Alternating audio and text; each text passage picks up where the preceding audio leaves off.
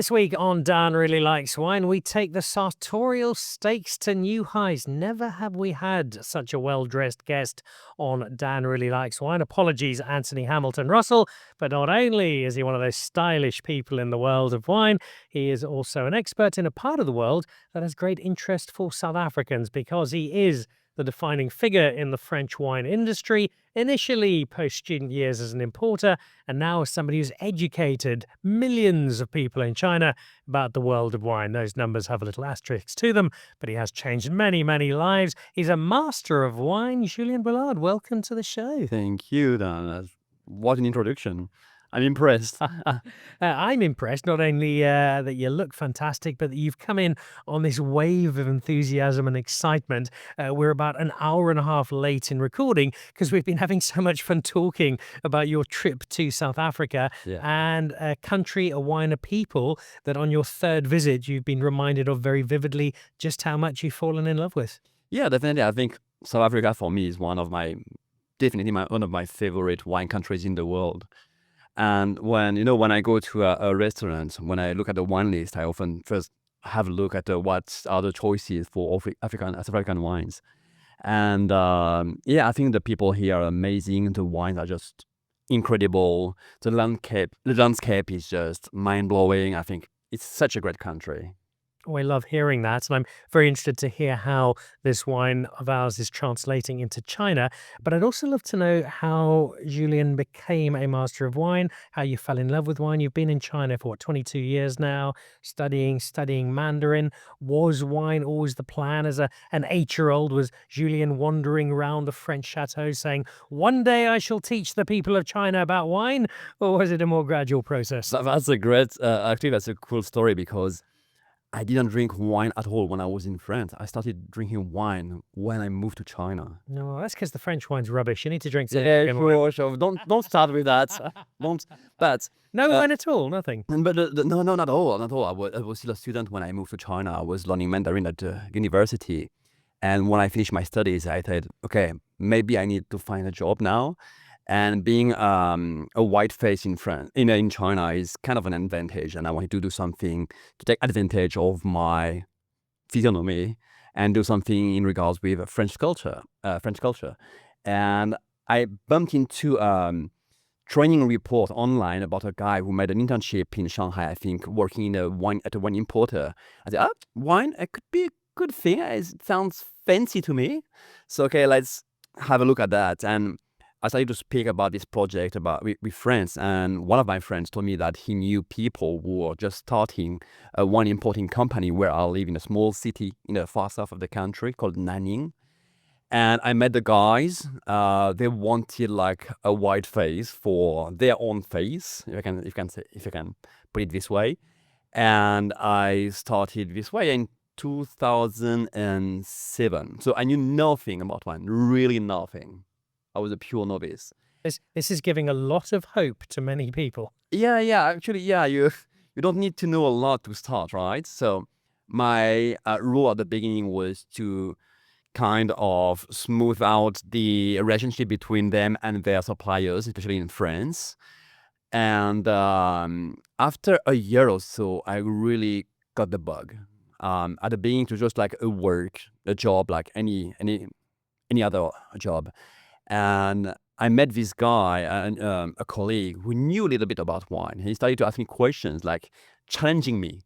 He was asking me, what is the main grape variety in Argentina? What are the grape varieties of Champagne? And I knew nothing. And I found it very funny, actually. I loved that myself. And so I started to find ways to learn about wine. And one of our suppliers was working for the Bordeaux Wine Council. And he told me that they were just setting up a school in Bordeaux, and if I wanted to, I could go through the back door and attend one of their courses. And so I went to Bordeaux, only a week, like boot camp, and I found it fascinating, everything you can learn.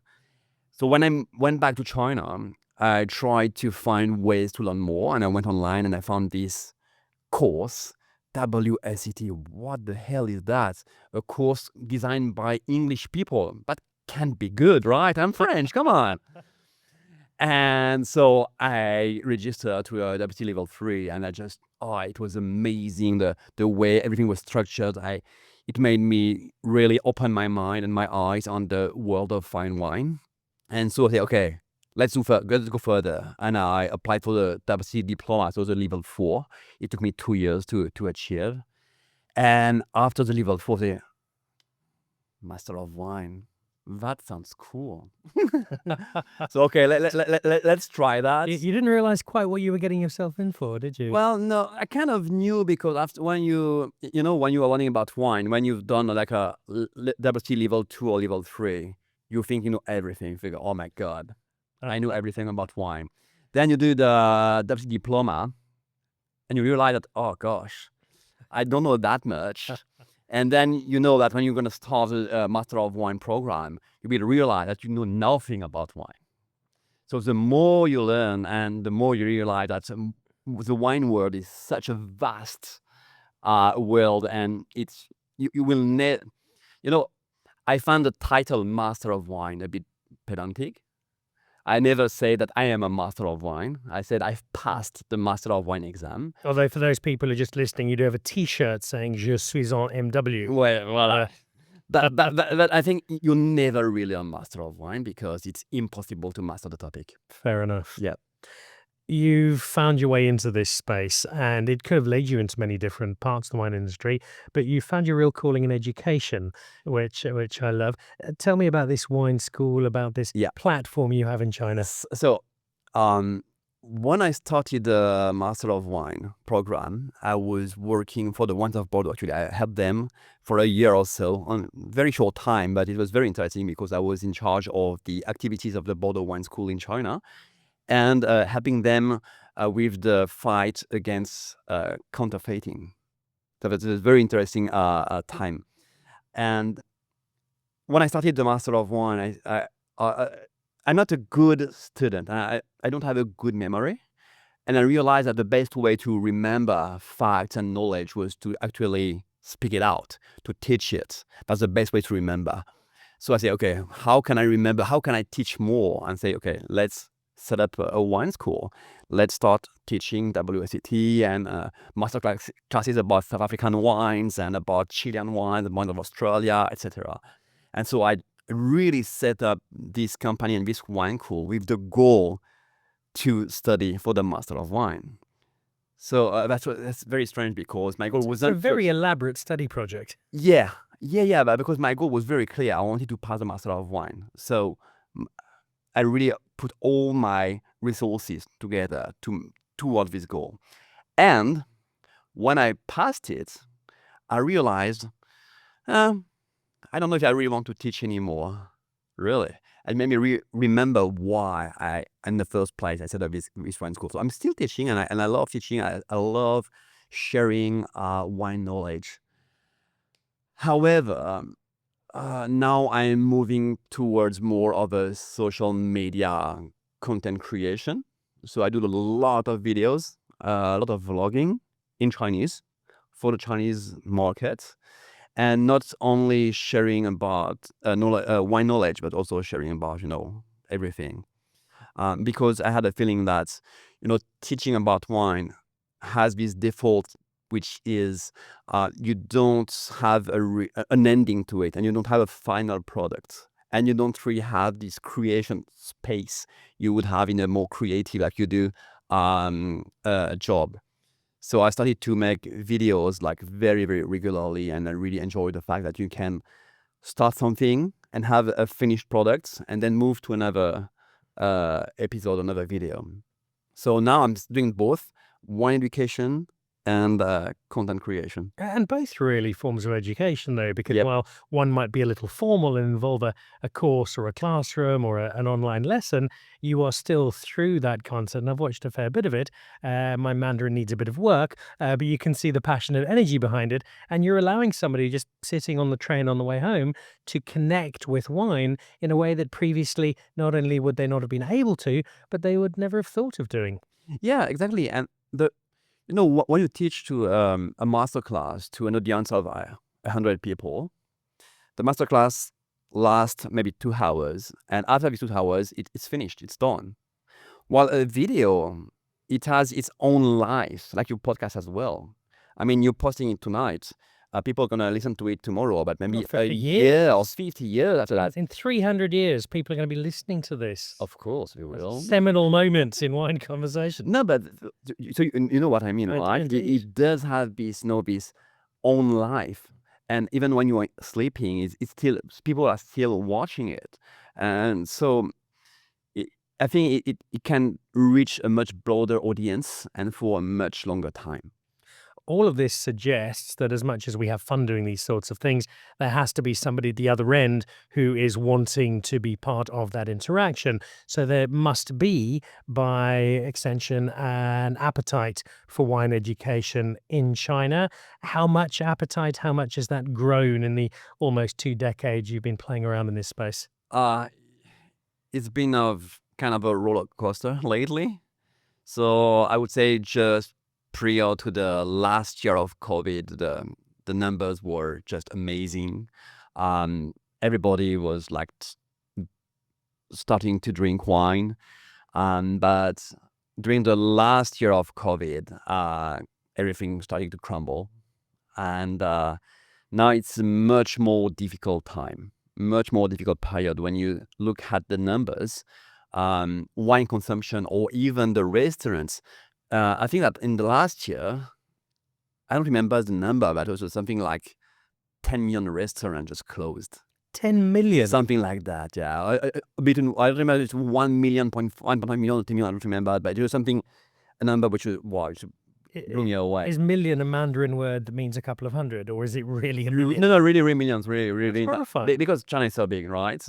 Because of policies that restrain people to consume alcohol and go out, and like the government is a bit worried that the people working in the administration spend too much money on going out and getting drunk and not doing their work properly the second day.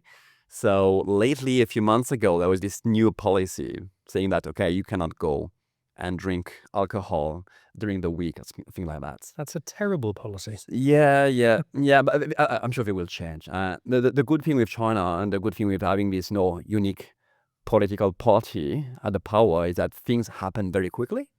So they put in place policies, they tend to make some trials, and then we realize, okay, it's not working or it's counterproductive. They just change it very quickly. So I'm quite positive and optimistic that we're gonna change that. But however, I think more and more people are getting interested into wine, and especially the younger generation. And I think that's a big difference at what we witnessing in France, for example, or in Europe, where wine consumption is kind of the older generation drink, while in Asia, like in Japan, in Korea, or in China, I think the younger generation is interested in wine much more than their parents. I'm excited to hear that. Yeah, and they are, I would say, pretty open-minded. Things are changing in terms of trends very quickly. So, for example, I was speaking with Marcos from Musa, who told me that 8 years ago, 94% of wine exports from South Africa to China were red wines. 94%. This year, 48% of white wine. Really, that's a big jump. That's huge, and for 6 to 48% within 7 years. So I think that really illustrates the pace at which things are changing in China. And I'm hoping that doesn't mean that the red level's dropping. It's rather that the white is catching up and there's a broader volume. Unfortunately, no. It kind of really plummeted in the last years. He told me also that 7 years ago, imports were like 11 million liters, and now it's just only 3 million. Because of its policies, mainly. In China, for example, the driving and drinking policy is super tough. So people, when they go to the restaurant, if they're driving, they just won't drink a single glass of wine. While we know, I don't know in South Africa how it is, but for example, in France, if you drink a couple of glasses, it's okay. But in China, it's like zero tolerance. And if you get caught with alcohol, it's directly 15 days in jail. Oh. Directly. So it's people are really afraid to get caught. Yeah. It has changed a lot in South Africa. In the Swartland, you can only have 3 bottles, but the rest of South Africa, no, it's kind of a glass, and you don't do more than that. And we've got lots of great driving services that make things a bit easier here. Yeah. And so and in China, it's you've got very different markets. It's such a big country. I mean, I think it's the same in South Africa, but Shanghai is really leading the way in terms of consumption, in terms of trends. Then you've got Shenzhen in the south, and Guangzhou, and inner cities or regions are a bit more slower in terms of wine consumption, but it's getting there. But I think something very interesting to keep in mind is the way the policies have influenced the way people consume wine. So, my first job, as I was telling you, was for the wine importer. I remember very clearly we had one big client. It was one of the provincial army. So when the army was ordering wine, it was like 600 bottles, right? Now, these people, these administration, these organizations, they're not allowed to drink that much wine and to consume that much. However, you've got more and more individuals drinking wine, which means that when you look at the absolute numbers, it sounds very worrying because say, oh my God, you used to sell 600 bottles, but now you're only selling 60 bottles. However, we only had one client who would buy the 600 bottles back then. Now we've got maybe 10 or 20 people each buying 3 bottles. So I think it's getting more, how do you say, scattered? Spreading the risk and diversifying the market. So, but it means I think the market is growing. Yeah. I think it's growing, but the absolute numbers look a bit worrying. But I don't think it is. I haven't been to China for a decade. It was my one visit. It was to Shanghai. I'm in Hong Kong usually 3 or 4 times a year, but I don't know the Chinese wine space and the culture around it at all, really.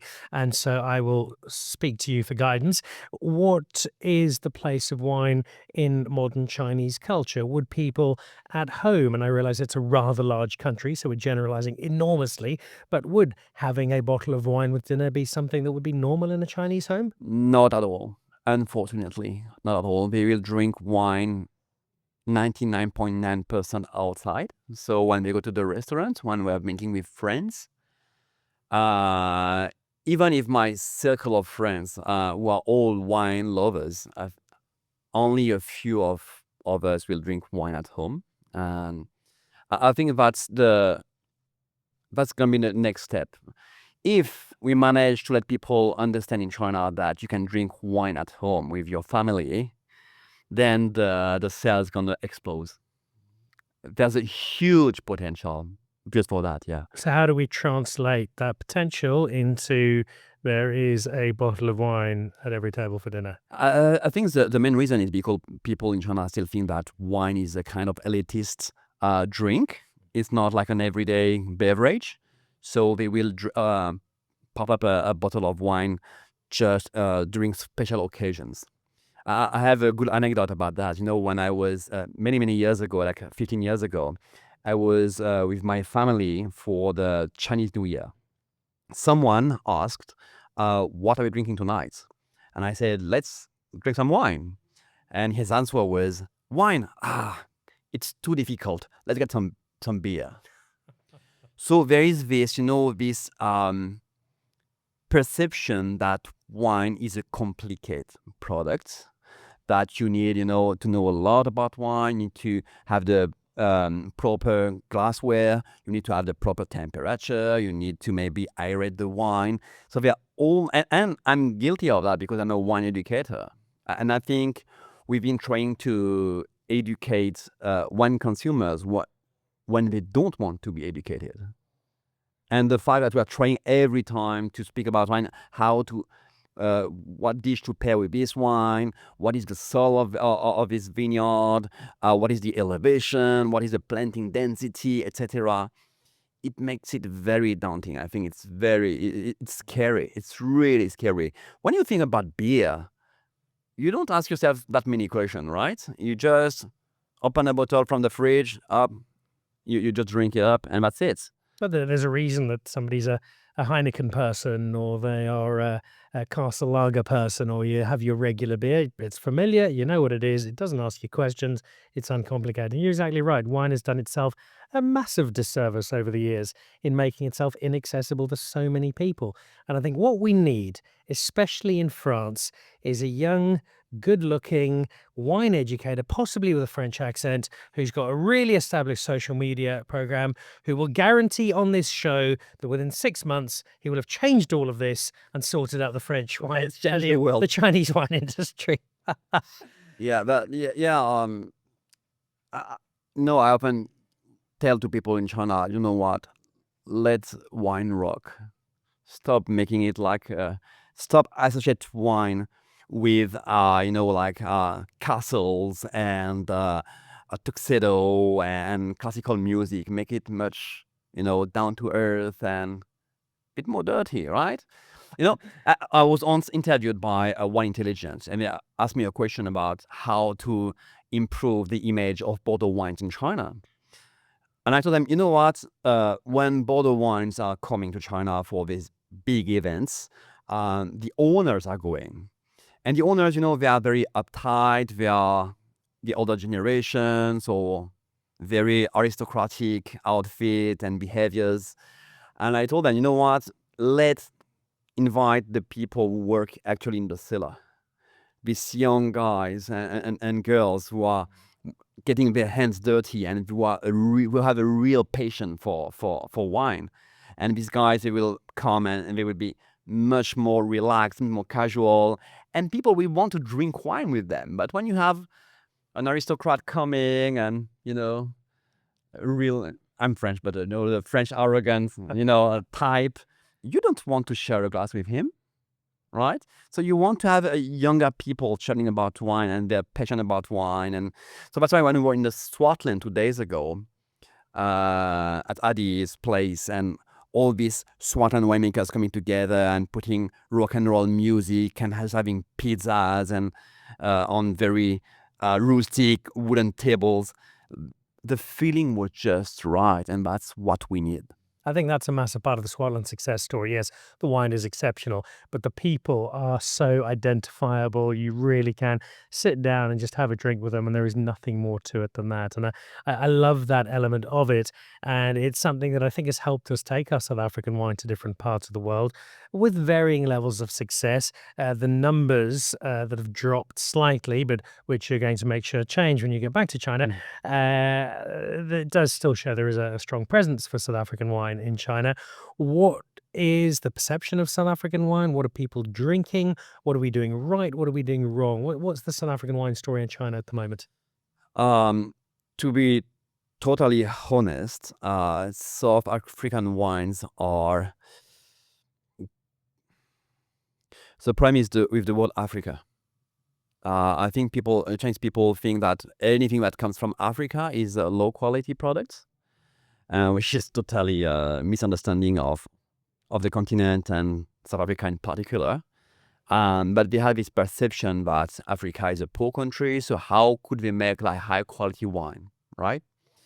And so people who consume South African wines, I think, are the advanced wine lovers, people who know about wine, people who have went over this prejudice. And so there's a lot of work to really change people, I would say, misperceptions about the continent. So it's not only about the wine, it's about the country and about the continent. So it's very difficult. But it's very interesting. I think the best way is to have them taste wine under blind conditions. When you have a South African wine under blind condition, you don't tell them it's coming from South Africa, and you put like French wines or Chilean wines or Australian wines on the side. South African wines have nothing to be ashamed of. Actually, the contrary, right? The other one sometimes should be ashamed, because you've got such an intensity of aroma and complexity while being still restrained. people then realize, oh my God, what is that? Well, that's come from South Africa, man. So stop having this misperception about South Africa and just believe, trust your palate, trust your taste. And that's the problem with a lot of wine consumers is that they don't trust themselves. They just trust the label. Like, why do people still buy? I like Bordeaux wines, but you know that we all know that Bordeaux wines not only good wines, right? But why would people still buy Bordeaux wines, even the bad ones? Because the brand is here. But if you have them like tested in under blind condition and just without knowing the identity and the origin of the wine, I'm sure that their perception will differ. We've got one of those wines that I think would help to change those perceptions. It is Yep. a wine from South Africa that is available in China. This is the Bernard series, some old vine Chenin Blanc, which as a category is such a big part of South Africa's wine success, identifying these old vines, the value they have, and chronicling the wine. As master of wine, first of all, give me a couple of thoughts on the wine. What makes it leap out of the glass and put a smile on your face? Well, I like to first speak about Chenin Blanc. Chenin Blanc is, I think, by far, not by far, it's one of my two favorites white grape varieties. They're going to be Savagnin from the Jura. I love this grape variety as well. But Chenin Blanc is definitely one of my two favorite grapes because it's such a versatile grape variety. And I think it's the most versatile grape variety in the world. I mean, you've got this very lean, sometimes slightly sweet examples you can find in the Loire Valley. You've got this much more layered and full-bodied, sometimes oak-aged examples from South Africa. But then you can also do like sweet wines, like late harvest or noble rot wines. You can also do some very good sparkling wines, some MCC out of this grape variety. So it's a super versatile wine, and with, I think, a range of flavors that are really unique to it, of this beeswax character, this candle wax character, or these wet wool notes, which I really, really enjoy. And for this wine in particular, what I like is this a concentration of flavors, of aromas on both the nose and the palate. And you've got this slightly waxy marzipan touch, which really makes it very textural. And I really, really like this one, yeah. One of my favorite memories of being in Hong Kong was visiting my sister when she used to teach there, and she introduced me to a friend of hers who was also teaching in Hong Kong. He was Chinese American, born in New York, but his parents were from China.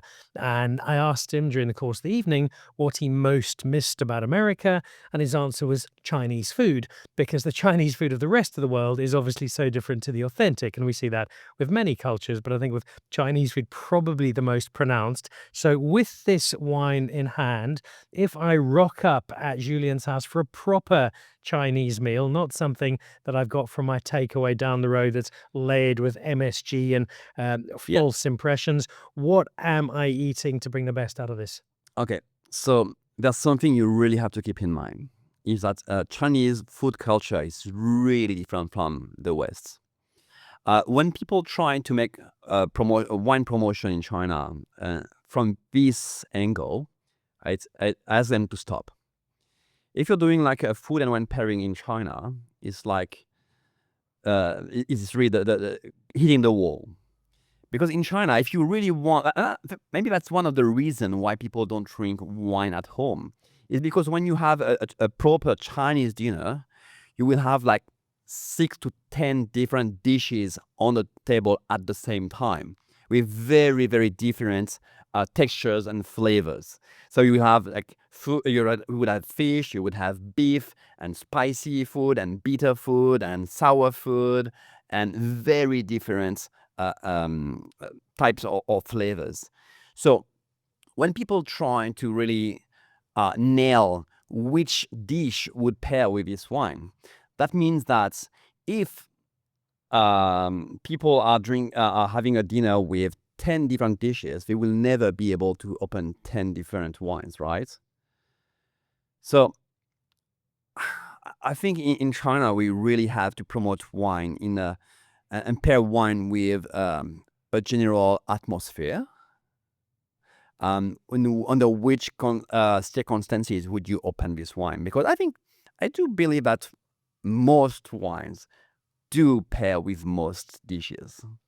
But With Chenin Blanc being probably the best example thereof. I think I think you're right. Actually, I think you're pretty right. I think this one would go with a lot of different. So besides speaking, um, instead of speaking about dishes, we could speak about Chinese cuisines, because there's very different types of cuisine in China. So as you was mentioning, this wine would go with a lot of different food. I mean, in the Sichuan region and the Hunan province, you would have like very spicy food. That would be the main stream, I would say, on the table. And this one, you've got this oily texture, right? That would, I think, kind of protect your tongue and your taste buds against this the hot. A fiery affair. Exactly, yeah. At the same time, I think this wine with a good, my favorite is Cantonese cuisine, They have like a lot of braised pork, this, suckling pig, this very fat, but at the same time, they also do have like a very light steamed fish, and it's a very, very diverse cuisine. But I think here, and this Chenin Blanc has this fresh, this acidity and this fresh mouthfeel that will cope very well with a Cantonese cuisine. So it's a very, as I was saying, it's a very versatile, great variety for the wine style it can produce, but also for the pairing opportunities it gives. Yeah. I will go back to your earlier assertion that you can't open 10 bottles of wine for dinner. I've been to many dinners, Julien, where at least 10 bottles have been opened, and sometimes it hasn't only been my wife and I. So we'll have to look at one of those when I come over to chat. Yeah, that's the problem. It won't be only your wife and yourself. It's going to be like a big dinner outside, and it's not like a family dinner. What we want is that people in China open a bottle of wine not only on these special occasions when we would open 10 bottles. I want them to be able, even if they are, the couple with their parents, or only the couple, that they want to open a bottle of wine. That's my goal and my hope. I want to get one last thought on this wine. We've never had Mandarin spoken on Dan Really Likes Wine. And as you speak a little more than I do, can you give me, very briefly, in Mandarin, a tasting note on Bellingham the Bernard Series Old Vine Chenin Blanc? Sure. 所以这是一款我觉得香气非常浓郁的，而且集中的一款酒的，它很有层次感，它有很浓郁的这种辣的味道，还有一些蜂蜡的香气，一点点蜂蜜，一点点怎么说呢？石灰这种矿物感也是特别的明显，口感非常的圆润饱满，回味很长，是一个很漂亮的一款酒。I cannot wait for Simi, my editor, to do the subtitles on this week's show. For those who don't speak Mandarin, just very simply, I am paraphrasing ever so slightly, but what has just been said by Julien is this is an exceptional wine. It is world-class Chenin and proves once again that South Africa makes wine so much better than France. I thought now this what has just been censored. I'm always fascinated to see how South African wine does around the world, but I'm also fascinated to see how wine in different countries, especially those where wine is not historically a fixture, is coming along. And I think a lot of us from afar have watched the Chinese wine industry with a great deal of interest. And at one stage, it looked like this was going to be the world's biggest wine producer in 10 years' time. Luxury houses and wine producers from France pouring money and resources into Chinese vineyards. And then it just didn't quite seem to catch fire. Where is the local Chinese wine industry now? Well, again, it's because of the last 2 years' policies that really have put brake on every aspect of the wine industry, not only imports, but the local consumption and local production as well. There are hundreds of wineries now in China, and but the problem with Chinese wine is that their costs are extremely high, and because there's this policy that when you buy land, you have ownership for 30 years, which means that when you are investing in a winery, you need to get your money back quickly, right? So your return on investment should arrive within 5 or 6 years. So it's very difficult to have to offer low prices, and which makes the Chinese wines actually more expensive than imported wines. So Chinese people, they say, why would I why would I drink a Chinese wine which has such a short history while I have like very well established wine countries for half the price? So it's been very, very challenging for the Chinese wine industry, production wise. However, there's also another issue, which is the lack of knowledge of some of the owners and of even the winemakers, because they study wine in a local university without having a real knowledge about, the benchmarks of the world. So, a little anecdote: I've got a student of mine who came to Nanning to study WC level 3 with me, and she's studying for becoming an engineer in vine and wine production. And I was asking her, what are you studying right now? She said, you won't believe me. We are learning how to repair a bicycle. What? The fundamental part of the winemaking process. Exactly, yeah. But she told me that something they have in common in across all the engineering, maybe specialties. But that doesn't make sense. Anyway, so okay, and I asked her, so how do you have like proper wine tasting? And she said no, because because of budget problems. So we don't have access to a lot of wines actually. So that's why she came to study WCT, to like have a proper understanding of the world of wine. And so the older generation, they've never had like proper Chenin Blanc, I think. And so if they're making Chenin Blanc, they wouldn't have like benchmark to compare their products. And that's been a very big issue. And in the past 20 years, now the new generation, the new people coming to the wine industry are the younger generation who have been traveling a lot, who have been studying abroad, and who have been drinking a lot of super premium wines. So now you've got a new generation of young winemakers, young winery owners who are starting to make really, really serious wines. Especially, I would say, in the Yunnan region on the Tibetan plateau. Yeah. And some of the wines coming out of there are just mind-blowing. Mind-blowing. I think this is going to be a premium wine producing region in the next 10, 20 years. So if I am looking to add some Chinese wine to my cellar, that's the region I'm looking for. Are there particular grapes, varietals? Are there any endemic to China? Okay. What should I be looking for? So there are the main grape varieties by far Cabernet Sauvignon, and it's been like it's make like 70% of the. Is that because it's naturally suited or because it's something everybody knows? Yeah, exactly. So as I was telling you, back in the days when 20 years ago, when there were a lot of investment in the wine industry, people main reference was Lafite. So everybody wanted to make the next Lafite. They wanted to make the next great Bordeaux wine in China. So they knew about Cabernet Sauvignon. So they planted it everywhere, despite the fact that it's not adapted to every region. But still, there are some very, very good Cabernet Sauvignon now coming out because they are getting experience with the grape. And there's another grape variety, which is really, I think, the trump card for the Chinese wine, is the Marselan. I don't know if you know this grape variety. No, Marselan, Marselan. It's a crossing that was created in 1961, if I recall, in France, by breeding Cabernet Sauvignon and Grenache. And this grape variety has never done great wines in France. It's mainly used in blends. And but in China, they've imported it in 2001, and they've made amazing wine out of it.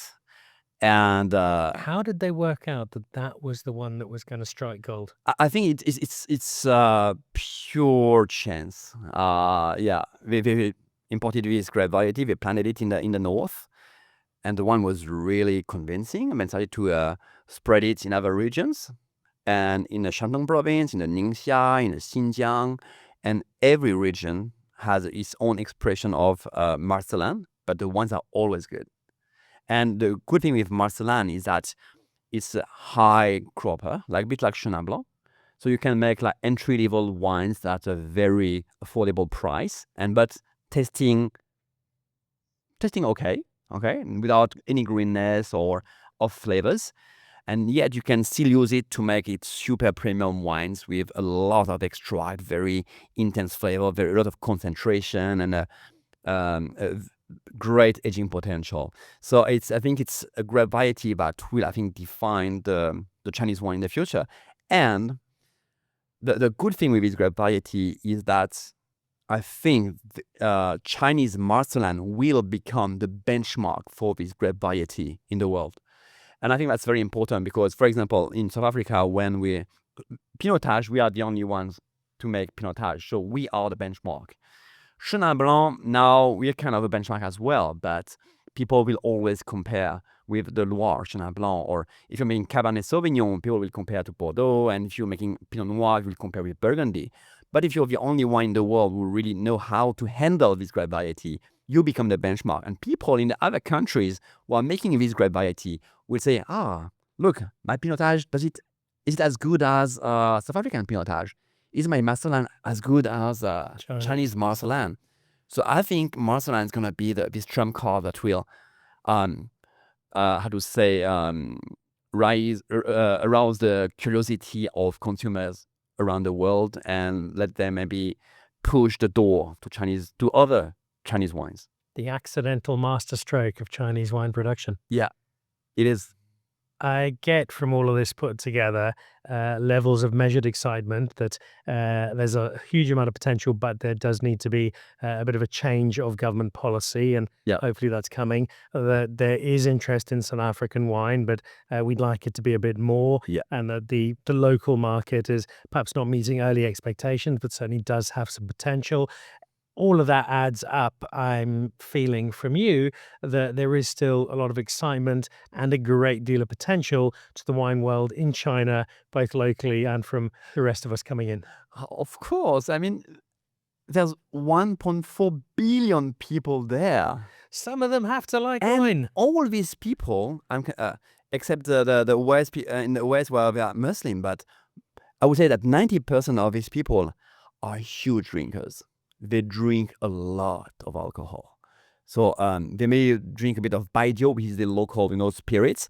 They drink beer a lot. So I think it's the biggest beer consuming country in the world now.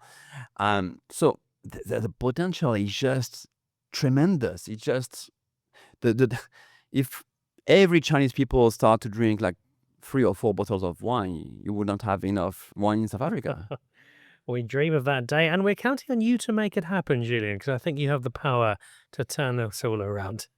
Thank you. What I know you do have the power to do is to give me a list, which I'll get off you afterwards, of some wines to look out for. Possibly if there is one you know of. I'm not sure I'm in China in the immediate future, but I am back in Hong Kong in a few weeks. And if there's a good wine bar in Hong Kong that stocks some Chinese wine, I'd love to go and try it, especially some Marcellus, and see if this is real or if it's just something you've made up to tell me in the podcast. But also, I do hope to get to China in the next while. In fact, I think I might be there next year because I'd love to get a sense on the ground of Chinese wine, of the Chinese wine culture. Nelson Mandela famously spoke of judging a country, a culture, through the eyes of how it treats children. I judge a country through its wine glass, which I think is far more important to do. And I think Madiba, if he'd thought it through, would have come up with the same conclusion. So I do look forward to getting over and to drinking some wine with you on your turf. But until then, I'm really honoured to have had you on the show. Thank you for sharing your story and some insights into the world of wine. And I love the fact that you are so taken with South Africa, so taken with South African wine, and we look forward to many more visits to South Africa from you. Thanks a lot. And you're welcome to China whenever you want. All right. Apparently, I don't even need a passport, just a photo of me with Julien, and I shall waltz through customs at Shanghai International on my wine adventure in China, giving us a dimension we haven't had before on the show, which has been fabulous.